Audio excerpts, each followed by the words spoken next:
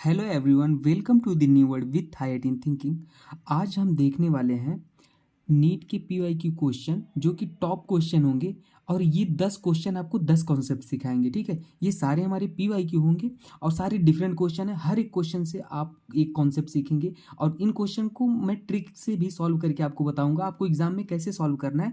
हम ये सब चीज़ें इन क्वेश्चन के थ्रू आप देखेंगे। ठीक है, आपका इससे पूरी केमिस्ट्री मतलब लगभग 3-4 टॉपिक आपका रिवाइज हो जाएगा इन क्वेश्चन से। ठीक है, हम 10 क्वेश्चन देखेंगे, इसमें हमने 5 ही लिखे हैं और सारे पीवाईक्यू होंगे। ठीक है, तो आइए स्टार्ट करते हैं एक एक करके। देखिए, पहला क्वेश्चन हमारा है, आपको दिख रहा है। पहला क्वेश्चन है orbital having 3 angular nodes and 3 total nodes each. मतलब ये बोला है कि अगर हमारा एंगुलर नोड जो है वो हमारा क्या है, 3 है और टोटल नोड 3 है। ठीक है, तो पूछा है बताओ कौन सा ऑर्बिटल होगा। तो देखो, आपको ये पता होना चाहिए कि हमारा जो टोटल नोड का फॉर्मूला होता है ना, टोटल नोड बराबर क्या होता है हमारा n-1, याद कर लेना। और हमारा जो एंगुलर नोड होता है, क्या एंगुलर नोड, ठीक है, एंगुलर जो नोड होता है उसका फॉर्मूला होता है n-l-1। ये एंगुलर नोड का होता है। ठीक है, और देखो एंगुलर नोड का एल होता है केवल, हमने ये रेडियल नोड का लिख दिया था, एंगुलर नोड का केवल एल होता है। ठीक है, देखो, और हमारा रेडियल नोड जो होता है, 3 फार्मूले आपको इस क्वेश्चन के थ्रू सीखने को मिलेंगे, n-l-1। ठीक है, ये हमारा रेडियल नोड होता है। अब देखो, आपसे कहा था कि हमारे टोटल नोड्स एंगुलर नोड कितने दिए हैं, 3 एंगुलर नोड। तो हमारा एल बराबर आपको पता था 3 एंगुलर नोड है ना, ये एंगुलर नोड है, एंगुलर नोड। ठीक है, और आपको पता था टोटल नोड हमारा कितना है, टोटल नोड भी हमारा कितना था, 3 था, जो कि किसके बराबर होगा, टोटल नोड बराबर n-1 होता है, ये था। तो यहाँ से आप निकाल लोगे n बराबर आपका क्या आ जाएगा, 4 आ जाएगा। और n क्या होता है, प्रिंसिपल क्वांटम नंबर होता है ना। तो अब देखो पता चल गया, और l बराबर 3 आ गया। तो अब आपको एक बात पता होना होगा डियर, कि हमारा S-P-D-F, एल की वैल्यू एस के लिए 0 होती है, पी के लिए 1 2 3, एफ के लिए 3 होती है। तो ये एल की वैल्यू यहाँ पे 3 आई है, तो इससे 3 से पता चल गया हमारा कि जो हमारा सब शेल होगा वो एफ होगा, और हमारा प्रिंसिपल क्वांटम नंबर जो होगा वो क्या होगा, 4 होगा। तो हमारा ऑप्शन नंबर 4 हो जाएगा। ठीक है, इससे आपसे कभी क्वेश्चन से रेडियल नोड ही पूछ लेगा, एंगुलर नोड पूछ लेगा, टोटल नोड पूछ लेगा, तो आप ये हमने तीनों चीज़ें कवर कर ली है इस क्वेश्चन के थ्रू। ठीक, अब देखिए दूसरा क्वेश्चन है number of orbital for n=3। ठीक है, एल इक्वल टू इतना, एम एल इक्वल टू इतना। तो देखो n बराबर 3 मतलब क्या हो गया, और एल बराबर 1 मतलब एम की वैल्यू क्या होती है, अगर एल बराबर एम की वैल्यू होती है -L2 + L होती है। तो एल की वैल्यू आपको गिवन है 1 गिवन है, देख रहे हो। तो -1 से +1 तक होगा, -1 0 और +1 होगा, है ना। ये मतलब 3 और 3 हमारे देखो, एक हमारा जो ये ऑर्बिटल होगा उसमें 3 ऑर्बिट होंगे, 1 2 3, क्योंकि 3 वैल्यू आई है एम की, देख रहे हो। एम की वैल्यू होती है, फार्मूला आपको पता होना चाहिए, है ना। तो देखो ये हो गया -1 0 +1। तो क्या पूछा है, एम एल बराबर 0 के लिए कितने ऑर्बिट होंगे। तो एम बराबर 0 में देखो एक ही ऑर्बिट होगा, कितने, 1 होगा। एम बराबर 0 केवल 1, ये एम बराबर -1, ये एम बराबर +1, है ना। 0 के लिए ये होगा। ठीक है, याद रख लेना 1 होगा।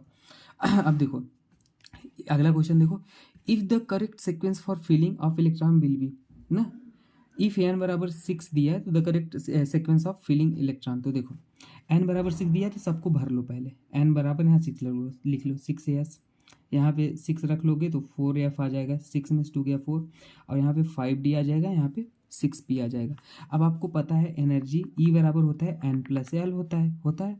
तो देखो यहाँ 6s के लिए निकालोगे तो 6x के लिए, s के लिए हमारा E बराबर कितना आ जाएगा, 6, और L की वैल्यू S के लिए 0 होती है, अभी हमने ऊपर लिखा था ना, देख लो S के लिए 0 होती है L की वैल्यू, है ना। तो ये बराबर 6 आ गया। और ऐसे 4p के लिए, 4 हमारा F के लिए निकालोगे तो 4, और F के लिए L की वैल्यू कितनी होती है, 3 होती है, तो आ जाएगा ये 7 आ जाएगा। ऐसे ही हमारा 5d के लिए निकालोगे तो हमारा 5, और d के लिए हमारा जो L की वैल्यू होती है वो हमारी होती है 2 होती है ना।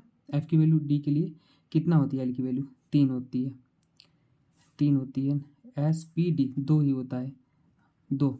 तो हमारा क्या हो जाएगा, 7 हो जाएगा। और हमारा अगला क्या था, 6p था। 6p के लिए हमारा 6, और p के लिए हमारी वैल्यू कितनी होती है, p के लिए भाई कितनी होती है हमारी वैल्यू, पी के लिए हमारी होती है 1 होती है, तो ये भी हमारा 7 आ जाएगा। अब आप कहोगे सर एनर्जी, हमेशा एनर्जी की इंक्रीजिंग ऑर्डर में आप लिखते हो, ठीक है। तो आप कहोगे सर ये तो तीन सेम आ गए एनर्जी, तो आप किसको ज़्यादा कहोगे? तो डियर 6p को हम ज़्यादा कहेंगे, क्योंकि अगर मान लो ये सेम आ जाता है, एन प्लस एल की वैल्यू हमारी सेम आ जाती है, तो एन वैल्यू देखोगे, एन वैल्यू जिसमें डोमिनेट ज़्यादा होगा उसका हमारा एनर्जी भी ज़्यादा होगा, ठीक है। आप ऐसे देखोगे तो एन वैल्यू इसमें 6 है, इसमें 5 है, इसमें 4 है, तो हमारी सबसे ज़्यादा वैल्यू, और ये तो हमारा 6 है टोटल, तो ये तो ऑलरेडी कम है सबसे कम, तो पी का हमारा ज़्यादा होगा 6p। और फिर हमारा 5d, 5 में 5 है, और हमारा फिर 4f होगा, और फिर 6s होगा, ठीक है। ये याद रख लेना। उसमें ऑर्डर इसको ऐसे भी लिख सकते हो 6s को ns n-2, ठीक है, f, और हमारा क्या हो जाएगा n-1 d और np हो जाएगा ना। वही कुछ नहीं, इसको फिल करके n की वैल्यू यहाँ 6 रख दोगे तो ये आ जाएगा, और ये सब आ जाएगा, और इसको चाहे ऐसे लिख लो, कोई दिक्कत नहीं, ठीक है। तो ये हमारा हो गया। अगला क्वेश्चन आइए सॉल्व करते हैं। देखिए अगला क्वेश्चन है, which of the following pair of ions are isoelectronic and iso structure. तो देखो पहला ऑप्शन देख लो, हाइब्रिडाइजेशन निकाल लो, क्लोरीन का वैलेंस इलेक्ट्रॉन, ट्रिक मैंने बता रखी, वीडियो आप देख लेना प्ले लिस्ट में, हाइब्रिडाइजेशन स्ट्रक्चर की बॉन्डिंग है। देखो क्लोरीन का वैलेंस इलेक्ट्रॉन 7 होता है, और नेगेटिव चार्ज है तो +1 है ना। ऑक्सीजन मोनोवैलेंट एटम नहीं, इसलिए उसको नहीं लिखे, मोनोवैलेंट एटम होता तो उसको लिख लेते। तो यहाँ पे आ जाएगा sp3, 4 आएगा स्टेरिक नंबर, तो sp3। कार्बोनेट का निकालोगे CO3 2 माइनस, तो इसका आ जाएगा sp2 आ जाएगा। आप निकाल लेना, 1/2 कार्बन 4 और 2 है 2, तो 4 2 6 और 3 आ जाएगा, 3 मतलब sp2, ठीक है। यहाँ पे ऐसे निकालो SO3 में, तो SO3 में बैलेंस सल्फर का बैलेंस इलेक्ट्रॉन इतना, तो 4 आ जाएगा, ये sp3 होगा। और इसका निकालोगे तो 1/2 नाइट्रोजन 5 और +1, ठीक है, तो इसका आ जाएगा 6, तो इसका भी आ जाएगा sp2। ये भी हमारा नहीं होगा आइसो स्ट्रक्चर। तीसरा हम देखो, हाइब्रिडाइजेशन सेम आएगा तब तो होंगे, 1/2 यहाँ इसका निकाले हैं sp3, देखो ये निकाले हैं ना, ये वाला sp3, ये SO3 का नहीं निकाले हैं, तो इसका निकाल लेते हैं। देखो तो 6 + 2, तो इसका आ गया 4, sp3 इसका भी आ गया, तो हमारा ये वाला ऑप्शन सही हो जाएगा। अब कहोगे आइसो इलेक्ट्रॉनिक, तो आइसो इलेक्ट्रॉनिक है ही, आप देख लो, क्लोरीन हमारा कितना, ऑक्सीजन तो 3 दोनों में है, क्लोरीन का देख लो, क्लोरीन का एटॉमिक नंबर 17 होता है, नेगेटिव चार्ज मतलब 1, 18 हो गया, और सल्फर का एटॉमिक नंबर 16 होता है, 2 है नेगेटिव, 2 18, आइसो इलेक्ट्रॉनिक भी है, तो हमारा आंसर हो जाएगा, ठीक है। अगला क्वेश्चन देखो, करेक्ट बॉन्ड ऑर्डर, ठीक है, बॉन्ड ऑर्डर। तो बॉन्ड ऑर्डर की मैंने ट्रिक ही बता रखी है आपको, 14 इलेक्ट्रॉन अगर होगा तो बस इसका याद रख लो, 3 होता है बॉन्ड ऑर्डर 14 इलेक्ट्रॉन के लिए। बाकी अगर मान लो ऊपर जाते हो 15, तो 2.5 करके घटाते चले जाओ, 0.5 घटाते चले जाओगे आप, ऐसे 16 हो जाएगा, तो यहाँ पे 2 हो जाएगा ना, ऐसे नीचे 13 हो जाएगा, तो उसका हो जाएगा 2.5, ठीक है ना, ऐसे करते चले आना, ठीक है, बस याद रख लेना। अब अगर डेसिमल में आता है चीज़ें, तो वो हमारा पैरामैग्नेटिक होता है। अगर मान लो वैल्यू आता है 1 2 3 बॉन्ड ऑर्डर, ठीक है, वैल्यू आता है तो वो डायमैग्नेटिक होता है। एक्सेप्शन आपको याद रख लेना, 10 और 16 इलेक्ट्रॉन के लिए हमारा क्या होता है, पैरामैग्नेटिक होता है, वैल्यू होने पर भी ना। मैंने क्या बोला, बॉन्ड ऑर्डर अगर डेसिमल में है तो क्या होता है, पैरामैग्नेटिक होता है डेसिमल में, और वैल्यू होता है तो वो हमारा डायमैग्नेटिक होता है। लेकिन 10 और 16 इलेक्ट्रॉन के केस में पैरामैग्नेटिक कर देना ना, ठीक है। अब देखो बॉन्ड ऑर्डर इसका, ऑक्सीजन 2 ऑक्सीजन है, तो 16 और 2 निकल गया है, मतलब 14 इलेक्ट्रॉन बचेंगे, 14 इलेक्ट्रॉन मतलब बॉन्ड ऑर्डर 3। इसका बॉन्ड ऑर्डर निकालोगे तो O2 माइनस 16 और एक नेगेटिव है 17, 17 मतलब 1.5, 17 मतलब 1.5, 0.5 मैंने बोला घटाते चले जाओ। यहाँ पे देखोगे 15 आएगा, 15 मतलब 2.5, तो बॉन्ड ऑर्डर किसका ज़्यादा होगा, O2 प्लस का, फिर O2 ये O2 2 प्लस, फिर O2 माइनस, ये बॉन्ड ऑर्डर का ऑर्डर हो जाएगा, ठीक है, याद रख लेना। और 1 से 10 इलेक्ट्रॉन के लिए हमेशा याद रख लेना, अगर इवन नंबर आता है, इवन अगर नंबर आता है, इलेक्ट्रॉन आते हैं, तो उसका बॉन्ड ऑर्डर हो जाएगा 1, अगर ऑड आता है तो उसका हो जाएगा 0.5, ठीक है, ये याद रख लेना। एक्सेप्शन बता देते हैं, 4 और 8 इलेक्ट्रॉन के लिए बॉन्ड ऑर्डर जो होता है वो 0 होता है, ठीक है, 4 और 8 इलेक्ट्रॉन के लिए, और 0 मतलब डोंट एग्जिस्ट होता है, तो बॉन्ड ऑर्डर जिसका 0 होगा वो don't exist, does not exist, ठीक है, ये याद रख लेना। अगला क्वेश्चन देखो, अगला क्वेश्चन है बहुत ही बढ़िया क्वेश्चन है, for real gas van der Waals equation is written as, ये वांडरवाल इक्वेशन है रियल गैस के लिए, ए बी वांडरवाल कांस्टेंट है, तो इस मॉलिक्यूल की ऑर्डर ऑफ बी बताना है और इसके लिए ऑर्डर ऑफ ए बताना है।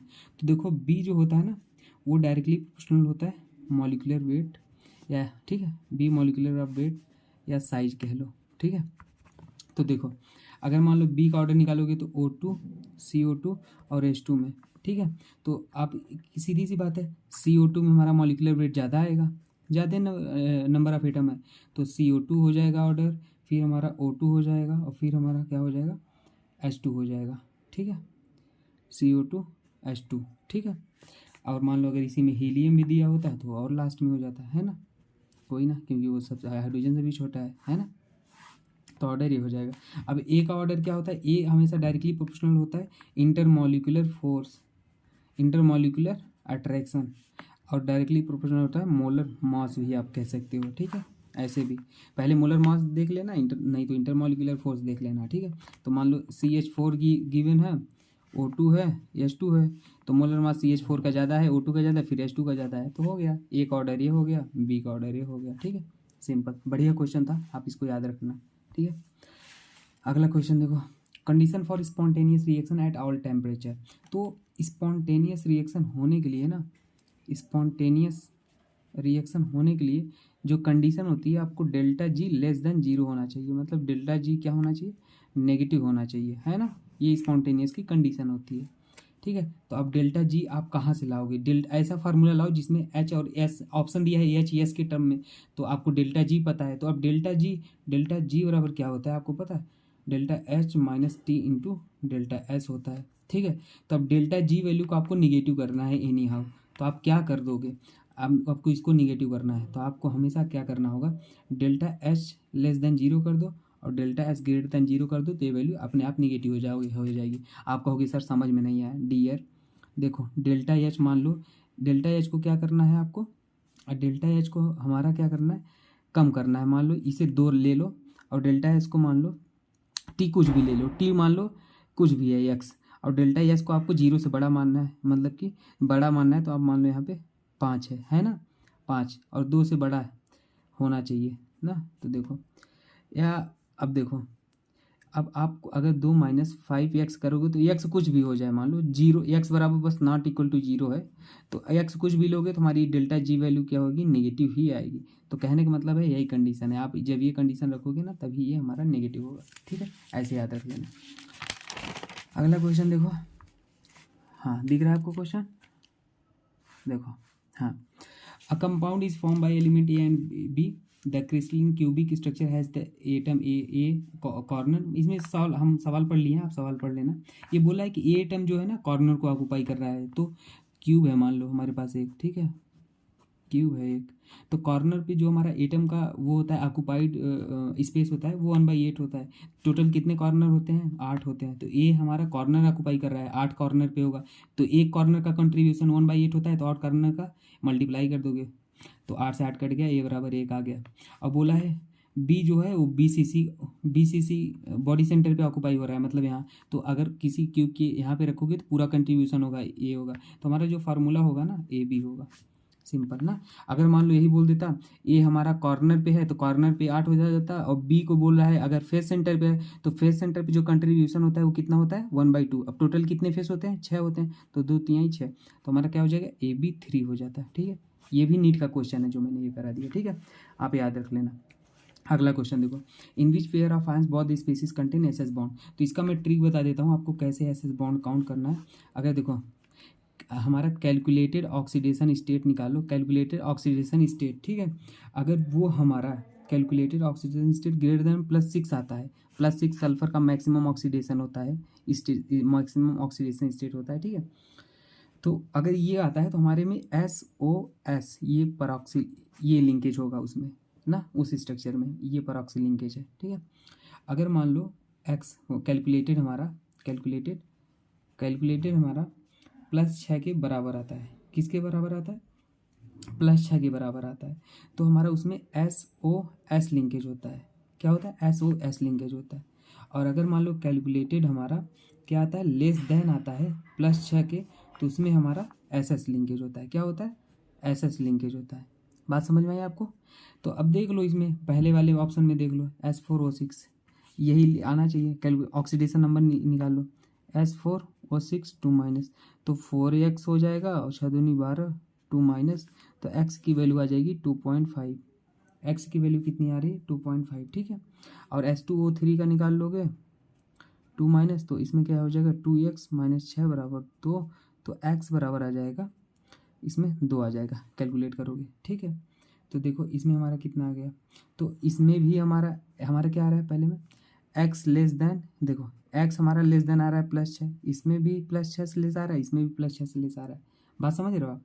तो हमारा इसमें भी लेस आ रहा है, तो इसलिए हमारा ऑप्शन नंबर देख लो आप किस में है, S4O6 S2O3 माइनस, तो हमारा इसमें SS लिंकेज होगा। बात समझ में आई आपको, पक्का समझ में आई, ठीक है ना।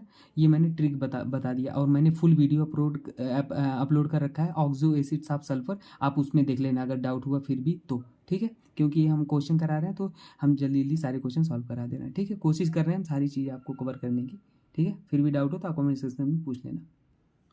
ये लास्ट क्वेश्चन है, number of POP bonds in P4O10। तो P4O10 का स्ट्रक्चर आप कैसे, ये याद रख लेना, हमेशा क्वेश्चन पूछता है।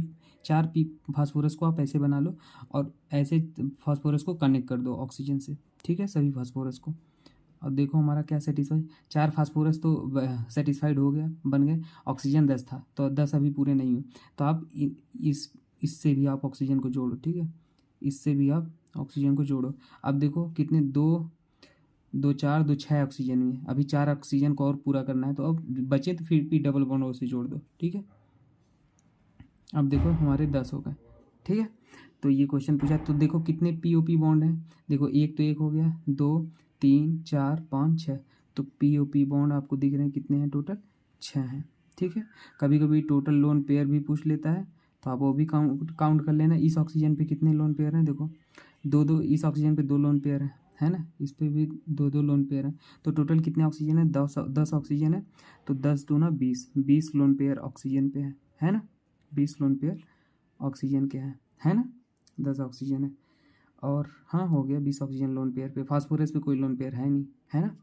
तो ऐसे आप निकाल सकते हो। ओके डियर, मिलते हैं अगली वीडियो में। अगर किसी को कुछ डाउट होता है आपको, तो आप फिर से हमसे क्वेश्चन कमेंट सेक्शन में पूछ सकते हो। Okay dear, thank you.